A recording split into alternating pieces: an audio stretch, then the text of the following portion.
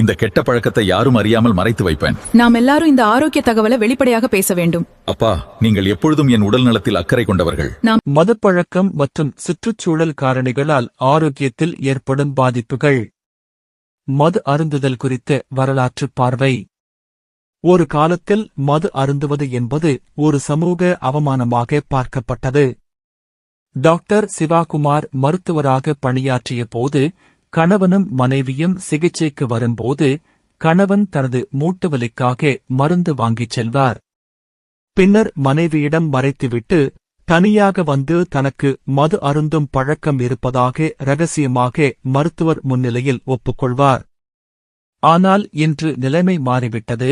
கணவன் மது அருந்துவதை மனைவியே சாதாரணமாகச் சொல்வதோடு கூகுள் பார்த்ததாக கூறி அதன் நன்மைகளைப் பற்றியும் பேசுகின்றனர்.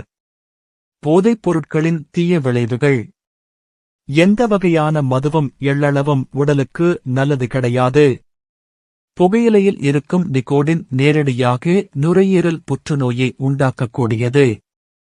புகைப்பிடிப்பதற்கும் புற்றுநோய்க்கும் நேரடி தொடர்பு இருப்பதை உறுதி செய்ய 60 ஆண்டுகள் 1870 முதல் 1930 வரை ஆனது. இங்கிலாந்தில் நடந்த ஒரு மருத்துவக் கூட்டத்தில் நிமோனியா, காசநோய் என பல காரணங்கள் சொல்லப்பட்டனவே தவிர யாரும் புகையிலையைச் சொல்லவில்லை. ஏனெனில் அங்கிருந்த அதிகாரிகள் மற்றும் மருத்துவர்கள் பலரே புகைப்பிடிப்பவர்களாக இருந்தனர். நவீன அறிவியல் புகையிலையில் 220 வகையான புற்றுநோய் காரணிகள் இருப்பதாக நிரூபித்துள்ளது. பிளாஸ்டிக்கை எரிப்பதால் வரும் டயாக்சின் நேரடியாக புற்றுநோயை உண்டாக்கும் காரணியாகும்.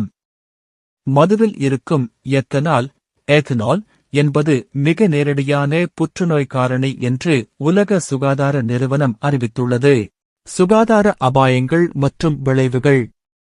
ஒரு மாரடைப்பு ஏற்பட்டால் சுமார் 2 லட்சம் ரூபாய் செலவில் ஸ்டென்ட் வைத்தோ அல்லது அறுவை சிகிச்சை செய்தோ உயிர் பிழைக்க வாய்ப்புண்டு.